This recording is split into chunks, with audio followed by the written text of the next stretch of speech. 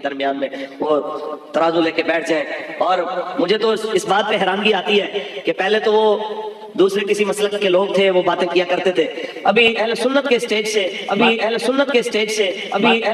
Stage से बातें शुरू हो जाएं और दरमियान में जनाब मौलवी साहब काजी बन के बैठे हैं और वो फैसले कर रहे हैं कि जनाब इस मामले में सिद्दीक अकबर बरहक है और जनाब आला इस मामले में सैयदा पाक जनाब उनका मुझे तो वो लफ्ज भी नहीं बोले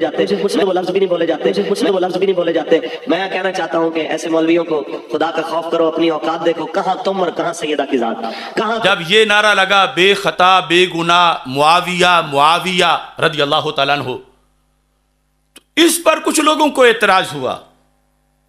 वो एतराज उस वक्त उन लोगों का मुआखजा करना चाहिए था, हमने तो किया भी था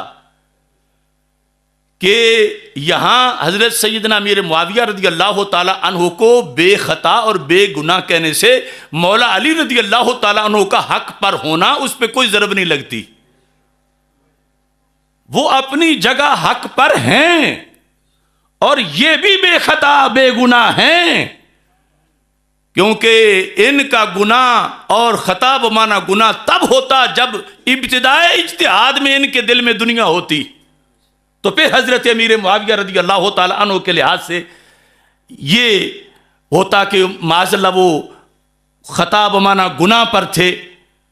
तो इब्तिदाए इज्तिहाद में शर्फ सोहबत को सामने रखते हुए कि जिनकी तजल्लियात 14 सदियां बाद भी दिलों को रोशन कर रही है, तो जो उनके सामने बैठे थे उनके दिल सरकार ने कितने रोशन किए होंगे। उनके सामने पूरी दुनिया की ये एक मच्छर के पर के बराबर भी हैसियत नहीं हो सकती इस्लाम के गलबा के मुकाबले में। लिहाजा ये जुल्म हुआ हमारे मुआशरे में और जुल्म किया गया ताहिरुल कादरी और उसके फिरके की जानिब से, और फिर कोई जाने ना जाने कैसे कैसे उस कश्ती में बैठे कि हजरत अमीर मुआविया रज़ी अल्लाह तआला अन्हु के बारे में जब लफ्ज खता का इस्तेमाल किया जाता रहा, जो सदियों से आ रहा था, उस लफ्ज खता को जुर्म बना के माज़अल्लाह पेश किया गया, उस लफ्ज खता को गुनाह बना के पेश किया गया। जबकि 14 सदियों का अहले सुन्नत का अकीदा था कि जहां खता बमाना गुनाह या जुर्म है उस मरहले में तो दोनों ही हक पर थे। इंतहाए क्यास इज्तिहाद में मौला अली रज़ी अल्लाह तआला अन्हु बिल यकीन हक पर थे हैं, और वो हक इज्तिहादी है। और हजरत अमीर मुआविया रज़ी अल्लाह तआला अन्हु उस हक तक ना पहुंच सके कोशिशें बिस्यार के बावजूद, तो रब ने उस कोशिश पर उन्हें भी सवाब अता फरमा दिया। अगर उस वक्त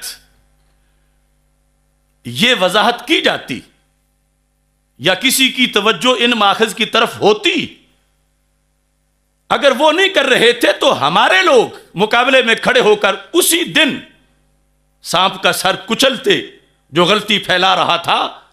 तो आज ये अवाम को अजीबो गरीब मालूम ना होता। अवाम जो है वो ब्याज को प्याज ना बनाते, बल्कि अवाम तो बिल आखिर समझ गए, लेकिन जिन खवास ने समझाना था वो पता नहीं, खुदा करे मिले पीर को भी ये तौफीक, वो दूसरी जानिब निकल गए।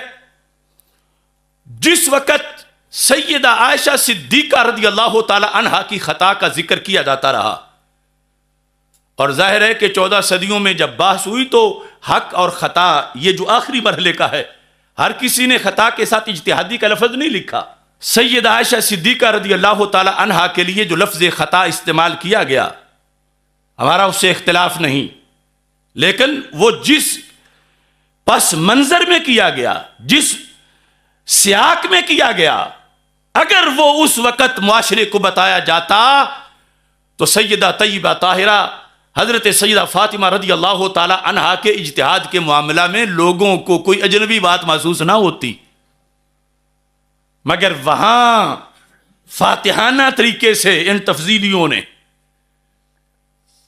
जो इंतहाए इज्तिहाद है उसकी खता को यूं बनाया जैसे इब्तिदाई इज्तिहाद में होती है।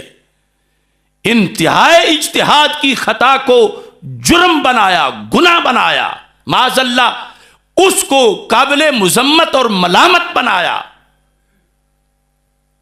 ये पूरी धांधली थी अहले सुन्नत व जमात के साथ। तब लोगों के ज़हन ऐसे हो गए कि खता इज्तिहादी तो जुर्म होता है।